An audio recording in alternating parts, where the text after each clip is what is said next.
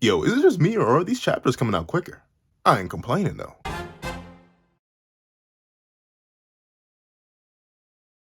Thank you to our $5 patron Strawbones, Road 4765, Midnight Gem Lord, Sean, and Artgoon. A very big thank you to our $25 patron Alex Ice Rose. Now, here on this breakdown / live reaction to chapter 208 of Blue Loco. Please remember to leave your own on the chapter in the comment section down below. Leave a like and subscribe if you haven't already. Also, hit that little notification bell to out on any videos that come to the channel. Also, I do a Patreon down below. You support Vizzo as $1 a month. And links to the videos, early content, and more. You also now become a member of the channel for as low as $3 a month to get the same perks and more. Now, let's hop into the live reaction. What's up, guys? Pencil here, and here we are to do a live reaction to chapter 208 of Blue Loco, which is known as Oh, 100. I was struggling to find a look on the page. But let's not waste any more time. Enemy, ready. 3, 2, 1, go. All right. Greetings, ladies and gentlemen. Shakur, I have it on me. And low-key, because it's peak lock, I almost want to draw it already. But regardless, you know, maybe for some reason after like 20 chapters of peak, like peak every week, for some reason peak lock won't be peak. Let's see. Let's run that gambit. Leave it down below if you think peak lock isn't gonna be peak this week. I want y'all. No, but let's see. All right. Chapter 208, 100. With the Magicans Ubers fast approaching, everyone is determined to evolve their skills. Let's see the fruits of your training, egotists. Or egoists. I swear it goes back and forth. There must be two words. There must be two. It must be egoist and egotist, because I swear it's back and forth. It's never consistent. Unless I'm just imagining things, they always switch between egoist and egotist. The characters switch, the narrator switches, I switch, like legitimately. I don't know. Something seems a little bit strange about that. But let's see. This is an interesting trio though. Like, I guess it's like pretty much the remainder of Team Z, because half of it got disqualified. Like Kuon's gone, Aimon's gone, Naruhaya's gone. The one, I forget his name, is also gone.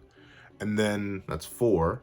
We know Bachira is on Barcha, ironically enough. Then Shigiri is on the other one. Kunigami's here. Kunigami's the 4th of this hypothetical quad from Team Z. And then, shoot, who's left? Yeah, Team Z has fallen a lot. Or not fallen a lot. Obviously, it has over half of its representatives still in the... Is it over half? Bachira, Isagi. Well, these 3 plus Bachira, plus Chigiri, plus Kunigami. So yeah, it has over half of its representatives still there, which is good. But still, darn, man. I at least miss Kuon and Aimon. Yaemon, I'm not trying to say his name. I missed those 2. I thought those 2 had potential for something better, but obviously they did not. I would like, if there was one thing I would like to see though, I would like to see some of those characters appear later in the World Cup. I know it would be too much and be like kind of dumb. Like, how did you fall out of Blue Lock but somehow end up on a World Cup national level team? I know. But I think considering the World Cup is going to struggle like introducing specific character stakes, like I don't think every team is going to have an Itoshi Sei on it. I don't think every team is going to have a Blue Lock member on it. I think it would be good to like utilize those characters in a new fashion or in a new light in the World Cup, so you can still get the usage out of them. They still did the training. They still have some sort of value. They came out of Blue Lock stronger. They could go back and do that. I think that's what everyone's hoping for with Kira. Or not everyone. I know a lot of people are just like, I could not care less about Kira. But he's the one I mainly hear talking about. Like, hypothetically, if we were going to ever get a comeback from the World Cup or come back in the World Cup arc, I think I'm leaning more towards something like Kuon, Aemon, any of the people like that. I really want to see them again. However, let's see. 20 more. No more. You 2 are insane. How are you guys? Ikiguri, you suck, dog. Like, I still, to this day, do not understand how you're still here. Like, from the bottom of my heart, the bottom of my cold, dead, beating heart, do not understand how you even got past Blue Lock, man. If every single person had to get 100 goals, I don't see how Igaguri did it. There's just no way. There's no way in my heart. I can believe everybody else somehow magically pulled it out, but not Ikaguri. I wanted him to get eliminated so bad, but he's here. We're stuck with him. Sure, he may not play in the final U20 team. I highly doubt he will. Maybe he'll be a sub at most. Or not, because the thing is, ironically enough, I think the U20 arc will be the, like, well, obviously we have the U20 arc, the U20 arc. The World Cup arc will be the time where we get the most diverse character exposure. Like, I think considering how many characters we have, we aren't gonna like open up with like the strongest team. We aren't gonna consistently go with the strongest team. There's gonna be swap outs constantly. So maybe Iguri will get some playtime, and I can even see the kind of role he could play. But even still, dog, if you had to ask me, who would I have liked to stay from Team Z if I could swap out for Iguri? A bunch of characters. Not even just from Team Z, just in general. Put Zentetsu in the same place as Itadori. Or, I said Itadori. In Igaguri's place. Put Kuon. Put Aemon. Put that one weird dude whose name I can't remember the name of. All that. Put all of them instead. I don't know. I don't like Igaguri. However, we do get to see that Isagi is already, like, leveling up. One, he's leading these three. Like, legitimately, Raichi's yelling 20 more, but he's moving slower than Isagi is. And while Igaguri is obviously gassed, and to be fair, as much as I will clown on Igaguri, I would also be gassed. My stamina is awful. Like, legitimately, I can walk forever. I can walk just fine, but, like, these guys are running sprints. So I can understand 20 more sprints would definitely jack someone up. I still remember when we did sprints in track. Unless it was, like, a 50-meter dash or a 100-meter dash, anything over that would, like, break me. Even 150s. I was that bad. That's how bad my stamina has always been, because I've never been in a prime physical shape. But with that being the case, we see he's already different, you know. He's already leveled up. Look at the determination. Look at the determination on Brody's face. He is ready. He is prepared. He is set up. He is good to go, and I'm liking it. Let's see. Stamina up training, shuttle run. But bro fell. Oh, okay. But now Raichi's leading again. Aha! What's the matter, Isagi? Like anything. I'm losing. I like that, though. Once again, bros knows he needs to get his physicals up. Interestingly enough, though, I mean, I guess he definitely does need his stamina up. Because notably, since it's a 1-3, I'm not sure how long the Nigo Egotist matches are going, but he's going to have to play at top efficiency for 90 minutes. So him getting his stamina up with the stamina freak like Raichi is very, very important. So I understand where that's coming from. Though I think he's going to need, like... But then again, I gotta remember, he's not going to be consistently dealing with Kaiser. The biggest thing that he has to deal with now is actual legitimate competition on his own team. At least in the U20, while there may be the devouring aspect, especially since Baro is like, even if for some reason Ubers loses, there's no way Ego isn't using Baro as an opener now. I think the whole surprise factor for him is gone, and I think it'd be a waste to not use Baro as a starter. So even though you're going to have Baro, probably, maybe he's changed. We haven't seen him yet. But if he continues on the Isagi hunting mindset, you're going to have Baro breathing down Isagi's neck. But I think one person versus like the 15 people that are against Isagi right now on his own team, I think it works out a whole lot better. But let's see. One touch pass training. Isagi, up the tempo. Corona is my goat. I don't know what. Some mangas struggle to invest me within their characters after like multiple days. Or not multiple days, multiple chapters, multiple arcs, multiple series. Like, there's some characters from Seven Deadly Sins that I've seen across both series in Seven Deadly Sins and in Four Nights, and I'm just like, I still didn't care less. But Corona, a character who's come legitimately out of nowhere, he's been there since chapter 1, don't get me wrong. He's been in the background, and he's been popping up sparsely since chapter 1.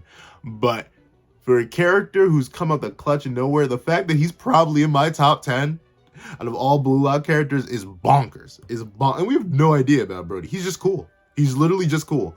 He's cool and funny. That's it. That's all he has. We have no idea about his backstory. We have no idea about why he plays soccer. None of that. We know more about so many other characters. I can name 10 characters we've gotten the backstory of, and not Corona's, but even still, Corona's still a top 10 character for me. Nah, he can't push top 5. Like, 10 is reasonable. I can't put him in top 5. There are too many good characters in Blue Lock. However, let's see. Isagi up the tempo. And of course, you know, Corona, being the main man who's here to support Isagi, he's going to be like, yeah, we gotta pick this pace up. Let's see. Right. Ooh, okay.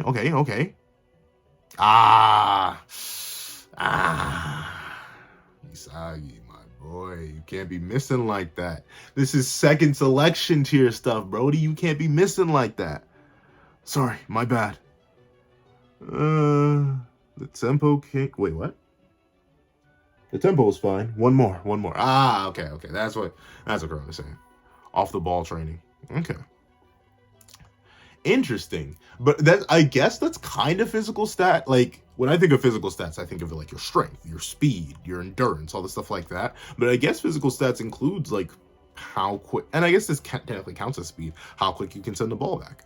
If you can keep increasing the tempo, moving faster and faster and faster, it's going to be harder for people to catch up to you. It's going to be harder for a certain German teammate of yours that wants to devour you as long as you're moving even faster than you were before. So the speed amp, this is technically still physical training. I like it. Off the ball training. All right. The goat Hiyori. So this is probably the continuation of last chapter specifically. Or no, not last chapter. The chapter before that. Still, Hiyori's backstory is so crazy, dog. Like, the fact that I know the whole truth behind this rainbow pastel mama copy boy, like, golly. That's crazy. And he's a brother, but I'm sorry. All right, let's see. Ooh. Nah. Brody said, I'm from the shadows. Where did he even come from? Wait, who is this? Oh, I remember. I recognize seeing that guy's design, but I thought that was Isagi for a second. But nah, Isagi's over here. We got these Itoshi. I wonder how amped Hiyori is though, because like in the middle of the U20 game without flow, he was already being compared to like Rin and Sei in terms of like his passing and curvature and all that with his left leg.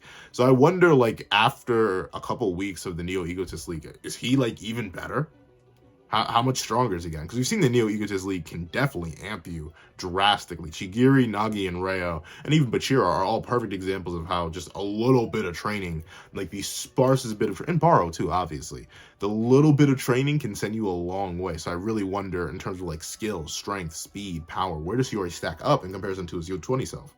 Because U20 Hiyori is still pretty cracked. Like, I'll say, generally, a lot of characters kind of... It's so weird talking about power creep and blue lock. Like, it's a sports manga. How can there be power creep pencil? But, like, a lot of U20 characters low-key got power crept. Like, think about it, really.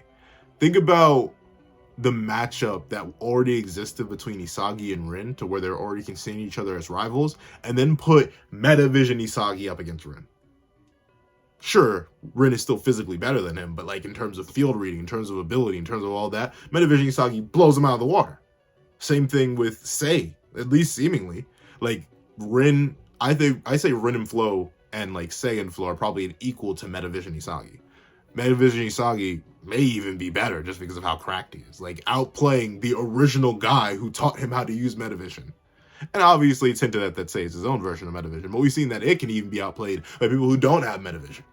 So imagine Sei's like hypothetical Metavision versus an actualized one. Imagine plopping Wildcard Kunigami in the midst of the U20 game. He would have been dominating. Imagine putting Golden Zone 44-degree Chigiri in the U20. Like, the power creep that has happened since the U20 is pretty bonkers. And the thing is, U20 Hiyori, because we haven't seen much of him elsewhere, was already pretty highly power crept. Like, being compared to two genius level athletes with your passes and curvature alone is crazy. So I'm really interested to see where his amps take him. I obviously think he's going to be featured in the Uber's game. I think Raichi's going to be featured in the Uber game. And I think Igaguri's going to be featured in the Uber game. Like, there's Uber. I keep saying Uber. The Uber's game. I think it's just natural. We're getting so much more focus on these characters now. And obviously the last match, English, why can't I speak? The last match was Yukimaya. So naturally, I think we're going to get Yukimaya more incorporated in, probably more organically, and then we're going to have extra characters swapping in. So essentially, like, all the non-characters from the German team, they're not going to be, I don't think they're going to be there. I think it's literally going to be Kaiser and Ness, if Ness even gets on the field. That would be the ultimate insult. Ness doesn't even get on the field. That would be bonkers, but I could definitely see it, because, let me line out an 11-man team. Obviously, you're going to have Kaiser and Isagi. You aren't removing those two. They're the two heads of their respective organizations. I think you got to have Corona. Corona's already proved too useful of an asset.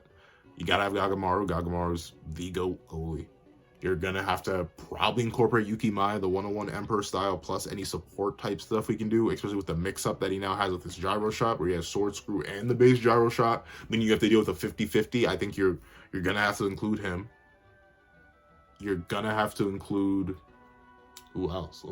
I think you're gonna have to include Hiyori. I think just because like going off what's being said, but maybe not as a starter. That's the thing. Maybe they're introduced as subs. So hypothetically, yeah, you could still fit Ness on there. And you could still have, yeah, so that still leaves like 5 slots. So maybe there's still hope for some of the German characters outside of Kaiser and maybe Ness.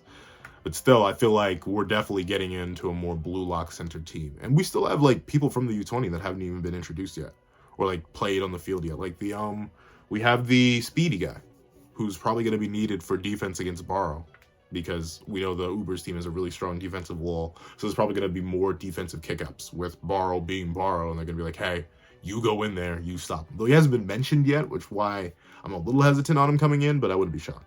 Let's see. Sorry, that came out of nowhere. It was just like, I was thinking about Hiyori coming out with this Atoshi Sei level passive curvature, and here you have Yuki Maya, and then my boy Isagi just being like, I am from the shadows. And he appears right behind. And that's nah. That's actually a bit bonkers, dog. Isagi physically manhandling him like that? Nah, because Yuki Maya is a big dude. Well, not a big dude. He's not like Nagi size or Barrow size or anything like that. But like compared to Isagi, the fact that Isagi not only came from the shadows, bro was like, hi, I am your shadow. He also just straight said, like, remember how Kaiser ended up doing Bachira in the first game where he was like, dog, just cease, and like put his whole hand out. That's what Isagi did, and he just stopped Yuki Maya, the one-on-one Emperor's momentum, dead in its tracks, and managed to turn and just kill all his momentum. And then he scored. Bro's bonkers.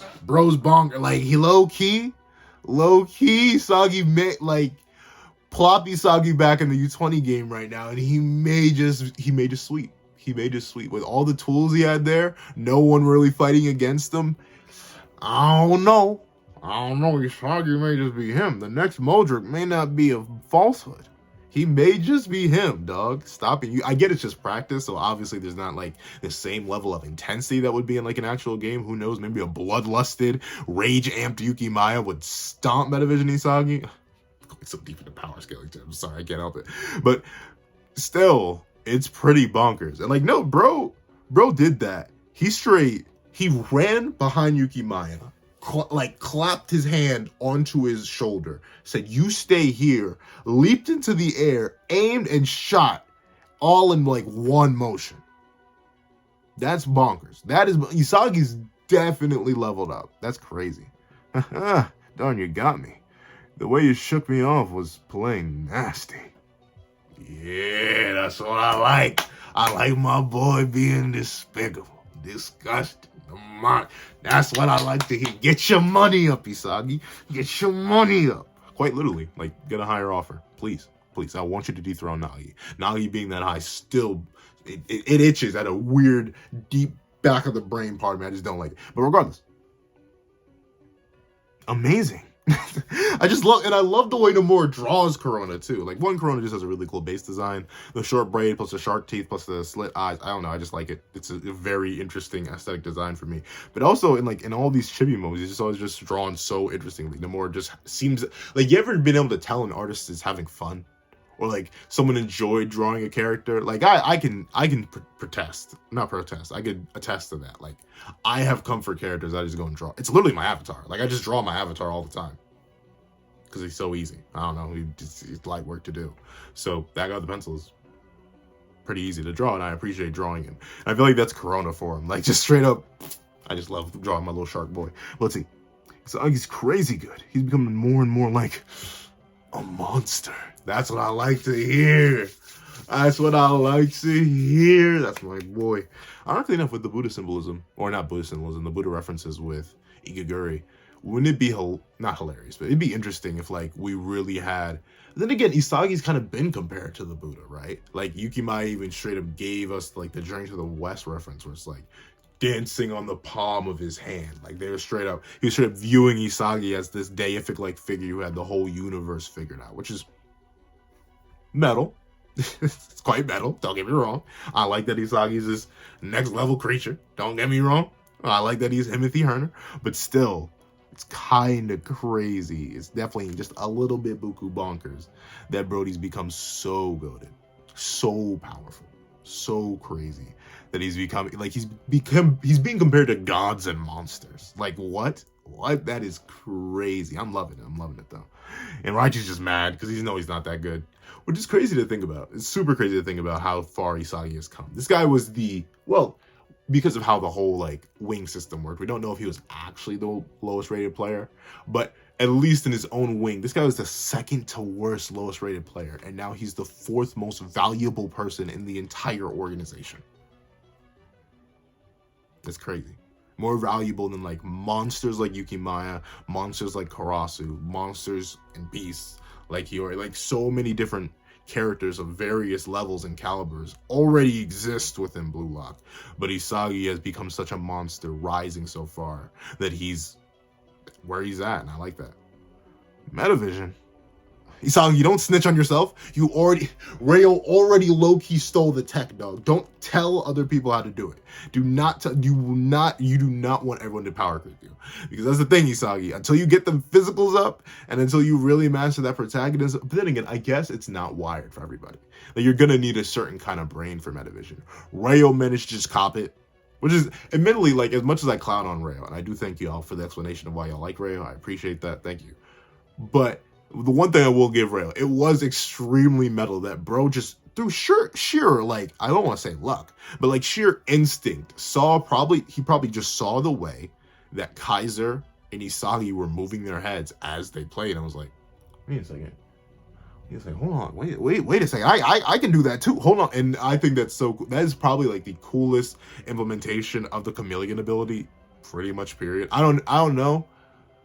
Because like the Nagi Rayo Express in the U20 was really, really cool. And I like how he copied the gyro shot and stuff like that. Like there's good things, but I don't know. It's the subconscious activation of it. Like really just infusing it to Rayo so well that he's accidentally stealing skills. It's to the point where he's just become so observant that he's absorbing the abilities of other people when he can naturally. I like that.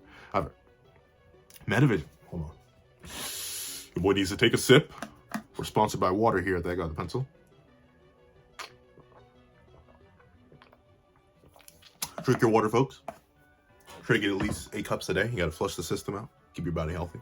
You are 60% water, so add more to it. Let's see. Yeah, using your peripheral vision, you can scan and read the entire field. I see. I don't really, but I see. It's kind of an extension of that reflex thing you told me about earlier. I'll try thinking reflexively. Although the major drawback is that it's draining my stamina like crazy. Which is interesting, right? I'm trying to think. But yeah, I do definitely understand where Isagi's coming from, right? Because you got to think about it from, well, at least I can relate to it on the mental side. The physical side, not so. I mean, the thing is, I always ran track. And like, even back when I did play football, I was never at like maximum efficiency. Because I usually played defender or goalie or something like that. I was never really a striker. But with that being the case, in track, I understand the physical side. Like, you just drain yourself. Like, running the 4x4, running a 400 at top speed the entire time is quite literally the most draining physical experience I've ever had. Your whole body is on fire afterwards. Even my head hurt after that. And all I was doing was running really, really hard. Like, I literally just had to ignore my body saying, hey, we're breaking down. Stop that. Stop. Like I had to ignore it. I just had to keep going. I had to keep going so we could win. So, like, I understand the pain. But on the mental level, I even understand it too. Because there are times where you get so... What's the example? I want to say, I specifically remember this one set I had. I was playing fighters with a friend, and we were so in, because it was a money match. You know, we're 2 full-grown adults. We're like, man, you know what? Fine. We are money matching this set. 1st to 10 wins. Dog, me and this guy like trade games all the time. Like all the time. Like, it was legit. It was 19 games in a row. My brain was, I literally felt my head pounding, because you got to think, we had to get through 3 characters each time. It's not like these matches were short. There's 300 seconds in fighters. We kept the timer on. Dog, we were getting down to like 50 seconds, 30 seconds, 20 seconds. There was one, we timed out one match. I won that match. But still, we timed out one match. That's how long we were playing. So we had 19 games. 19 games of high level, well, our high level. We aren't pro players or anything, but like high level, intense, main teams only. We had some money on the line. We couldn't just give up the bands like that. Like, this wasn't a casual play thing. And this is the same thing with Isagi. Isagi's in a high stakes scenario. He's got to get his bread up. He's got to get his money up. Got to prove his value to the team so he can play on the U20 team. So he's in that intense mental state, reading an entire field and moving physically, considering his own self as a primary piece. Meanwhile, I understand on two separate fronts when they're separate. The only thing that really hurt physically on me after I was done fighting for 19 matches straight was my hands. Like my straight up, my fingers were hurt. My fingers were straight up hurting. That's it. But he's playing physically, I tap my head, physically and mentally. So I can't imagine the kind of stamina drain that required. Let's see. That's amazing. But that time, your movements couldn't keep up with your thought process, right? Yeah, that's why I'm training my body, so I'll be able to keep up with my vision and planning. That's something he's had for a while. That's been like a weakness of Isagi. He's never necessarily been able to match, or at least that he has been able to before, but he hasn't been able to 100% all the time match his thought process to his body.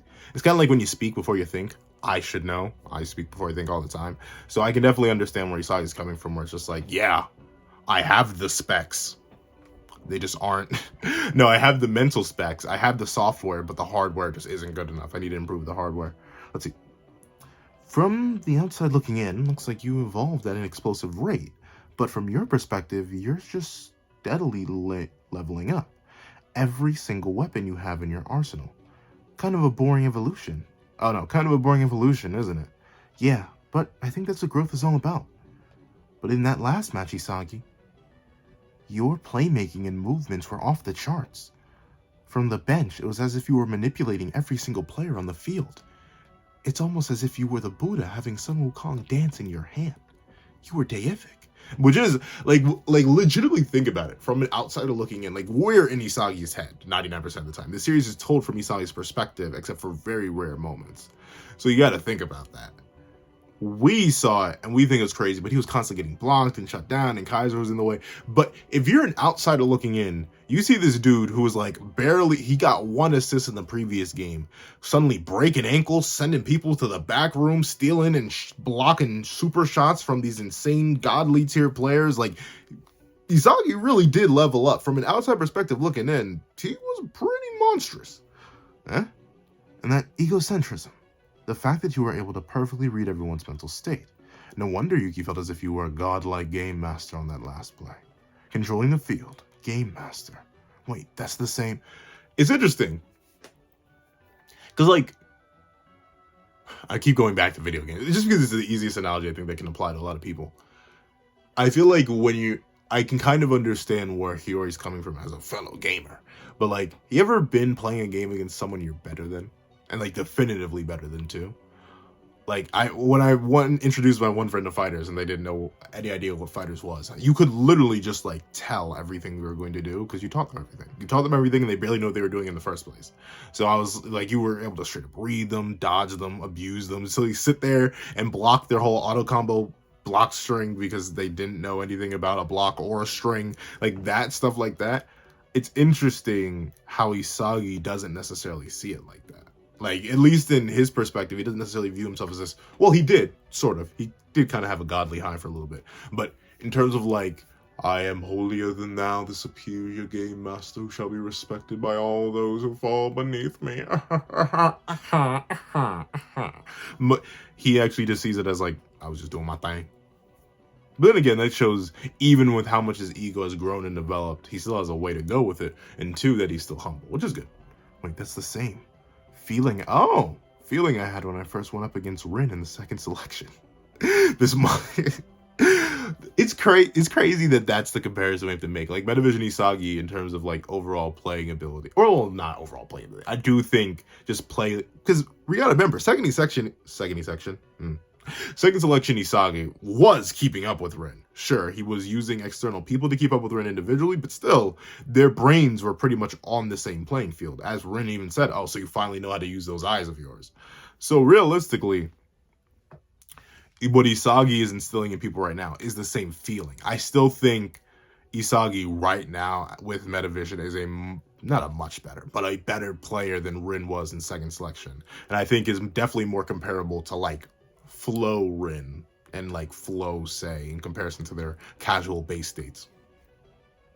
Did I have to make a video talking about Flow? And why I think it's like a power-up, but a good power-up, like the perfect power. I think I will. But let's see. On top of that, I did that in the Neo Egotist League against the world's best.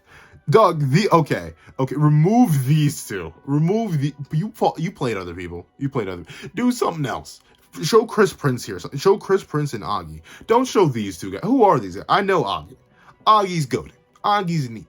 Agi can break your ankles. The mad doctor, the mad footballer. I'm fine with that. But who are these two? Who in the world? What in the world? Who are these two? I don't even know who you are. Like, legitimately. What, dog? Well, I might be ascending to the next level. Awesome. It's interesting how second is section. Once again, I think it's just because of the trauma that Rin placed on him by immediately negging him and his dream team. But, like, it's amazing the trauma that Rin put into Isagi's heart. Like, he's straight up saying, like, okay, finally, now, even though I was competing with Rin 3 arcs ago, I'm finally catching up to him. But even if this training is a success, and I successfully level up, the chances of winning against Kaiser is only about 50%. No, 40%. Which is crazy to think about. And even then, I think it's lower than that. Once again, you gotta think about it. Kaiser's a monster. Like, wholeheartedly. The fact, I get he has Metavision, and Metavision is kind of like precog. Like, you can't give 100% credit to people with precog in terms of like they're just genuine combat speed and stuff like that, as you would with someone who's able to do the same things a precog user could without precog. Because obviously, knowing something versus not knowing something is more impressive. But even still, the fact that Kaiser has, for the past 2 games, just been goofing off, being silly and goofy, saying, you know what, I'm gonna crush the Japanese hero for fun, while not breaking a sweat. I don't think we've seen Kaiser sweat. Even against Prince, I don't think we actually saw Kaiser with a sweat drop. He's literally been casually running the field. He is Emperor-esque in his ability. So the fact that Isagi thinks that he has a 50% or even a 40% chance is pretty bonkers considering how nutty Kaiser is. But once again, that goes to show you his growth. Like, I already was talking about dropping the evolved Neo Egotist League characters in the U20 game. Drop Kaiser in the U20 game, and on either side, and that team is winning by like 50. 50's an exaggeration. But like, it's probably going to be like 10-3. If that. You know, especially put Kaiser and Sei on the same team. Unstoppable. Literally unstoppable. There's literally nothing. There's nothing we could do to stop those two. They would be literally, indubitably unbelievable. Indubitably unbelievable. That's how cracked that 2 is. So like the U20 would stop with Kaiser. And I think Blue Lock would stop with Kaiser because that's how crazy they were. Kaiser absolutely would negate everything the U20 would try to do and vice versa, which is crazy to think about. So that the fact that Isagi's come so far that he's believing that he can take on this being who he's never, like, I consider Flo the Black Skeller.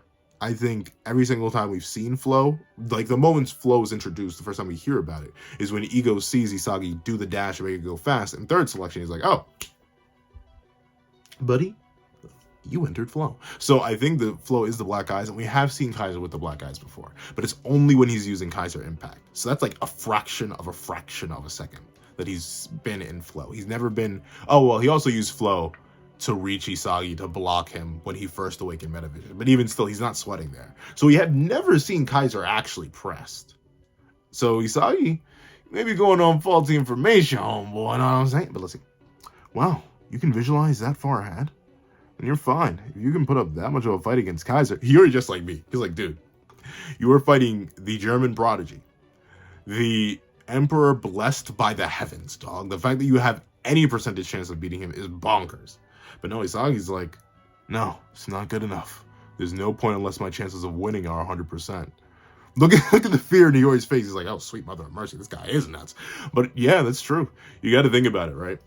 The main goal of Blue Lock, but the main goal of Blue Lock is to create formulas, create 100% certainties that will always work no matter what. So a 30% chance, a 20% chance, heck, a 30, 40, 50, 60, 70, 80, 90, 99, like a 99% chance, that 1% chance of failure.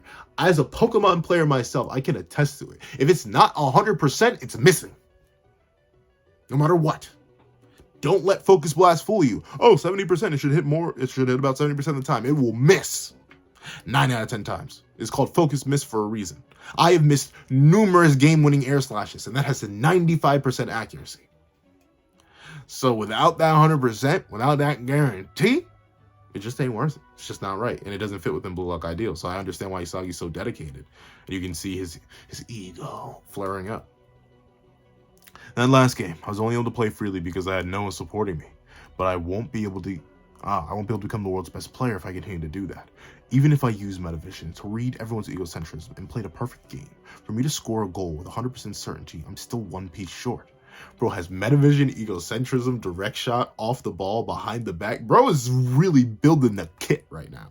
Bro is really like, he's really the tinkerer, honestly. He's definitely the Blue Lock tinkerer. But I wonder, what is this piece going to be, though? Like, I hope he doesn't. Hopefully, he figures it out before the game. He always like, darn, that passion for football is bonkers. Couldn't be me, though. But let's see. All right, Namu-san. You're so easy to bait, stupid. Ah, shut up. All you're doing is flopping and diving for fouls. You flopping diva Baldy. Even in context, that's so weird. And the weird thing is, Ikaguri doesn't look like a Baldy. Like, I think Ikaguri and I have pretty much the same haircut. I don't think I'm bald. Like, back at the start of the year, I was definitely like nigh on bald. But even I had a little bit of hair. Like, me and Ikaguri, we got the same black top. So I wouldn't call me a Baldy. Right? You want to fight? No, I'm kidding.